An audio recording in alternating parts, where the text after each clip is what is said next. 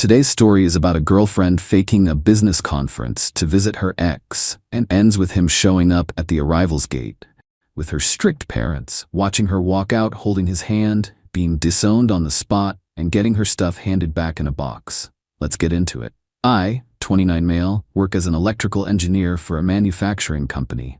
Decent salary, nothing crazy. My girlfriend, 27, and I have been together for 3 years, living together for the last 18 months in my apartment. Her parents are traditional, like old school conservative. They practically worship the ground I walk on because I'm stable and respectable. Their words, not mine. 2 weeks ago, my girlfriend tells me she's got a work conference, 4 days. Some corporate training thing for her marketing job. Where's it at? I asked.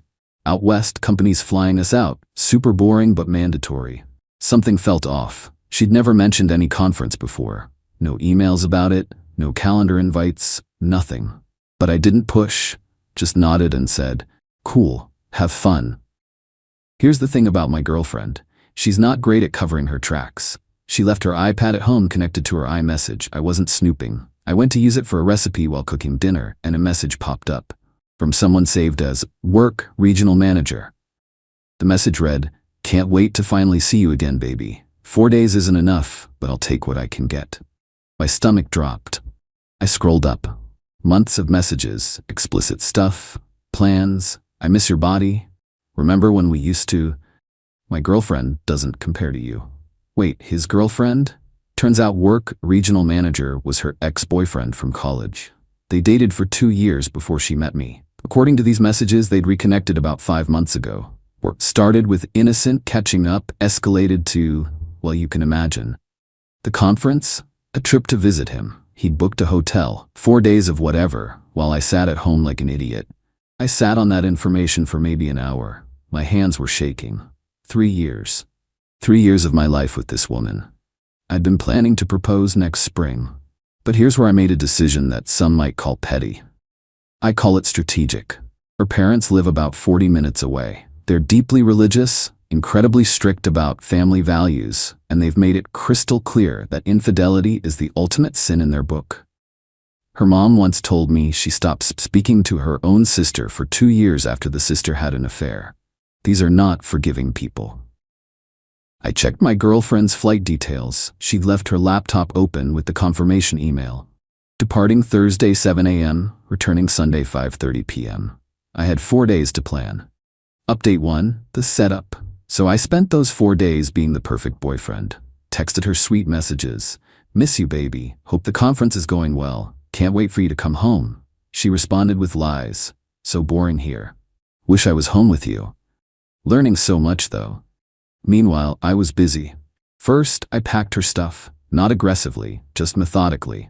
Clothes in boxes, toiletries in a bag. Her books, her decorations, her stupid collection of scented candles. Everything that was hers went into 4 medium-sized moving boxes. I even folded her clothes nicely. No need to be petty about wrinkled shirts. Second, and this is where it gets interesting, I called her parents. Saturday afternoon. Her mom picked up. "Oh, hi, sweetie. How are you? How's our girl doing at her conference?" I paused, let the silence sit for a second.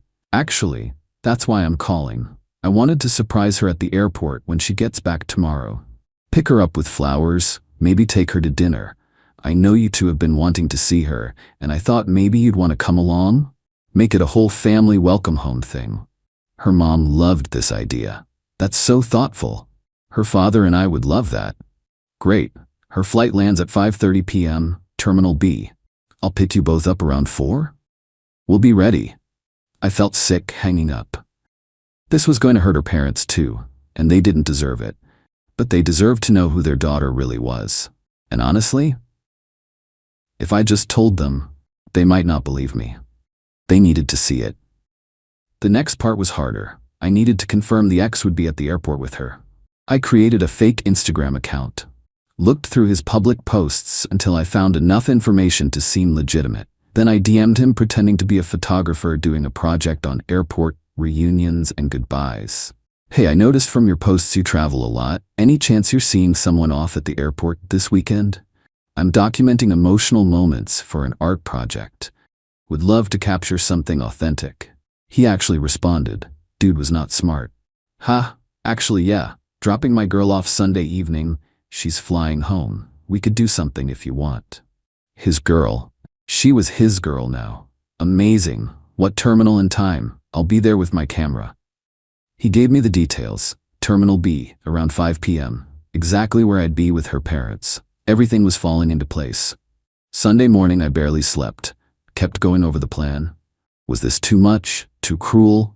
But then I'd remember those messages. 5 months of lies, 5 months of making a fool out of me while I planned a future with her. Nah, this was exactly enough. Update 2. The airport picked up her parents at 4 p.m. sharp. Her dad was in his Sunday best, the man dressed up for everything. Her mom had a small bouquet of flowers she'd picked up for our baby girl. The guilt hit hard seeing those flowers, but I pushed through. You're such a good man, her mom said during the drive, taking such good care of our daughter. I try, I said. And I meant it. I had tried. We got to the airport around 4:45, parked, made our way to the arrivals area. I suggested we stand near the exit from security, close to the doors where passengers come through. Perfect spot, her dad said. She'll see us right away. At 5:15, my phone buzzed. Flight landed. My heart was pounding so hard I thought I might pass out.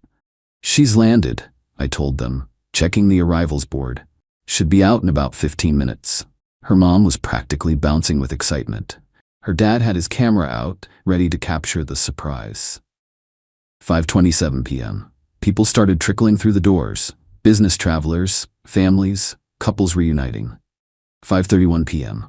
I saw her. She was walking out with a roller bag, smiling, laughing, and holding hands with a guy I recognized from the Instagram stalking. Her ex. Tall dude, backwards cap, looking at her like she was the only person in the world. She hadn't seen us yet. They stopped just past the doors, and he leaned down and kissed her. Not a peck, a full romantic goodbye kiss. Her mom made a sound, like a gasp but worse, like something breaking. What is? Her dad started. My girlfriend finally pulled away from the kiss and looked up. Our eyes met. The color drained from her face so fast I thought she might collapse. Mom? Dad? What are you? She dropped his hand immediately. This isn't, I can explain. Her ex looked confused. Babe, who are these people? Babe. Her dad's voice came out ice cold. Did that man just call you babe? Dad, please, it's not what it looks like. We just watched you kiss him, her mom said, voice cracking. We watched you walk out holding his hand after you told everyone you were at a work conference. I can explain. Explain what? Her dad's voice rose. People were starting to stare. Explain that you're a liar and a cheat, that you've been deceiving everyone who loves you. The ex finally caught on. He stepped back, hands up. Whoa, I don't want any part of this drama. You told me you were single. My girlfriend spun around. I am single. I mean, we were breaking up anyway. We were? I finally spoke. News to me. Guess you forgot to mention that along with the secret boyfriend. You planned this, she hissed at me. You set me up. No, you set yourself up. I just made sure the right people were here to see it. Her mom was crying now. I can't even look at you. Your grandmother would roll over in her grave. Everything we taught you, everything we believed about you. Mom, please, don't mom me. You're not the daughter I raised. Her dad put his arm around his wife. We're leaving. Don't call us. Don't come by the house. I need time to process that my daughter is a stranger. They walked away.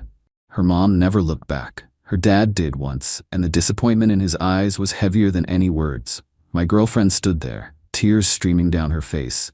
Her ex had already disappeared into the crowd. Smart guy, first smart thing he'd done.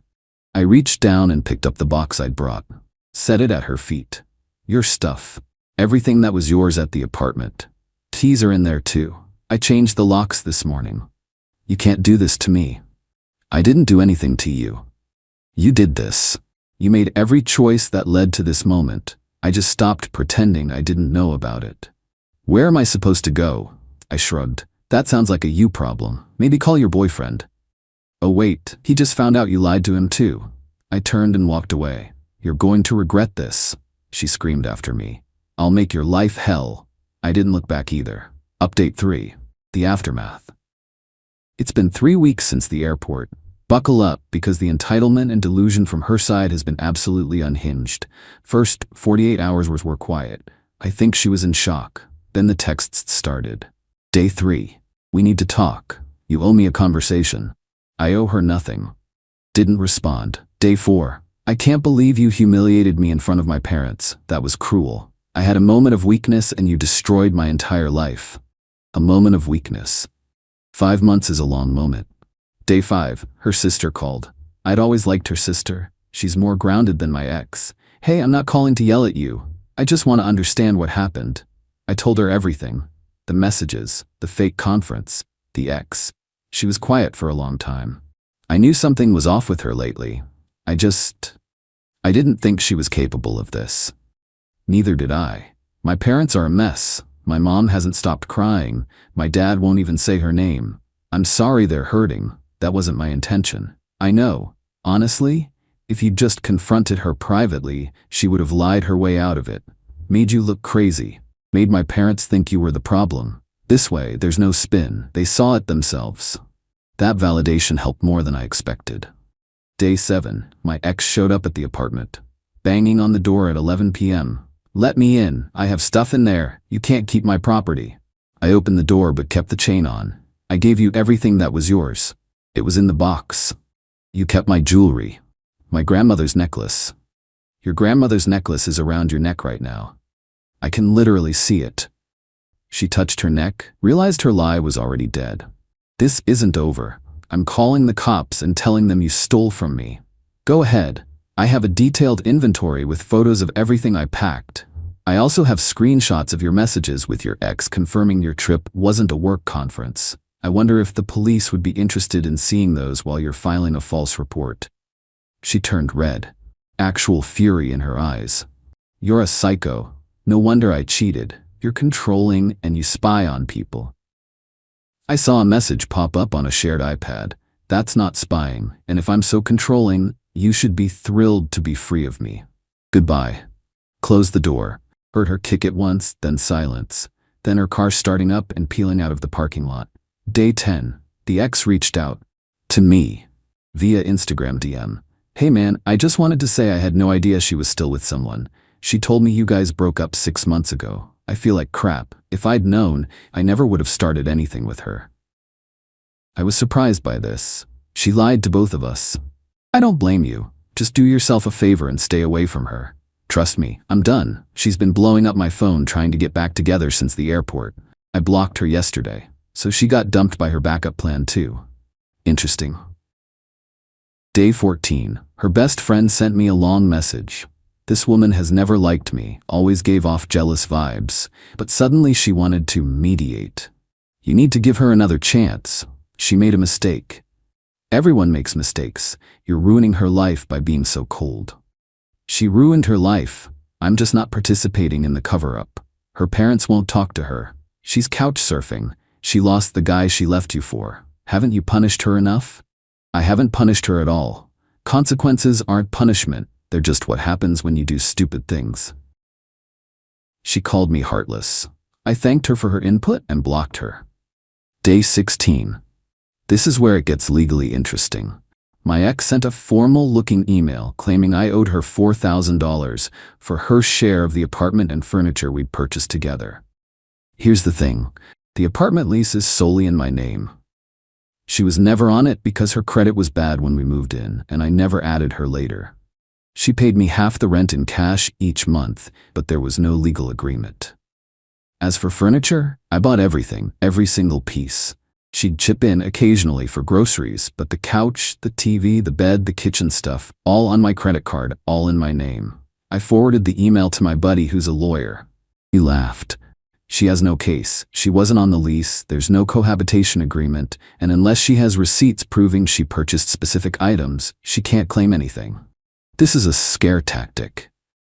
I responded to her email with a single line, "Please direct any further legal correspondence to my attorney." Then I gave her my buddy's firm name.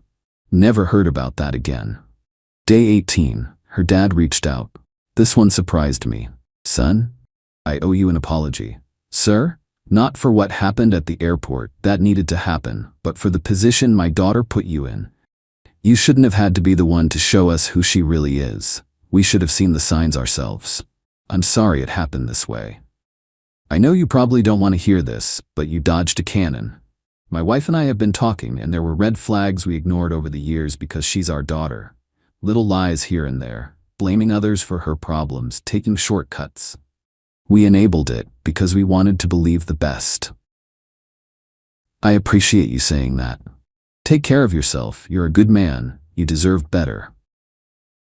That call hit different. I wasn't expecting closure from her family, but somehow her dad gave me more peace than any apology from her ever could. Day 21. Today. Got word through mutual friends that my ex has moved back in with her parents.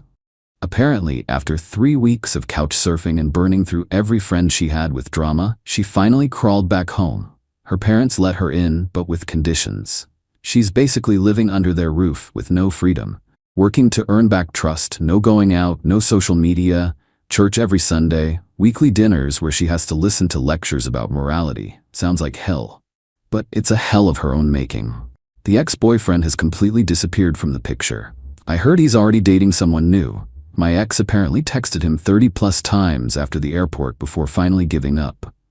Her best friend started dating the ex-boyfriend. Yeah. Let that sink in. The mediator, who told me I was being too cold, is now with the guy my ex cheated with. The drama writes itself. As for me, I'm okay. Not great, not terrible. The apartment feels empty, but it's mine now. No one else's stuff, no one else's lies, no one else's secrets. I took down all our photos, donated some things to clear the space, bought a new bed frame because the old one just felt tainted. My coworker asked if I was seeing anyone yet. I laughed. Give me a minute to trust people again first.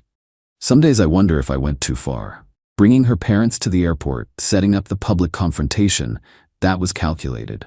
But then I remember those messages. 5 months. She looked me in the eyes for 5 months and lied. Made me feel crazy for sensing something was wrong. The airport thing wasn't revenge. It was truth. She just didn't like the timing. Her last message to me, 2 days ago, "I hope you're happy destroying us." I didn't respond. But if I had, I would have said, "You destroyed us. I just made sure you couldn't pretend otherwise. I'm not happy, but I'm free. And that's enough for now. Thanks for listening to this whole mess. Gonna go order some pizza and watch something stupid on TV. First peaceful Sunday in a while. Edit. Since people are asking, no, I don't feel bad about involving her parents. They're strict, but they raised her and they loved her. They deserved to know who she really was. If I'd told them privately, she would have spun it somehow. Made me the jealous, paranoid boyfriend who couldn't handle her having male friends. The only way they'd believe it was if they saw it themselves. Edit 2. For everyone asking about the iPad messages, yes, I took screenshots before she came back. They're backed up in 3 places. If she tries anything else legally, I'm prepared. Edit 3. Her sister reached out again. Apparently my ex is now claiming I abused her throughout our relationship, which is why she had to find comfort elsewhere. Her sister doesn't believe it. She was around us constantly and never saw anything like that. But my ex is laying groundwork for a redemption narrative. Some people can never just own their mistakes. They always have to be the victim. Whatever. I know who I am. The people who matter know who I am. Her stories can't change reality. Moving forward.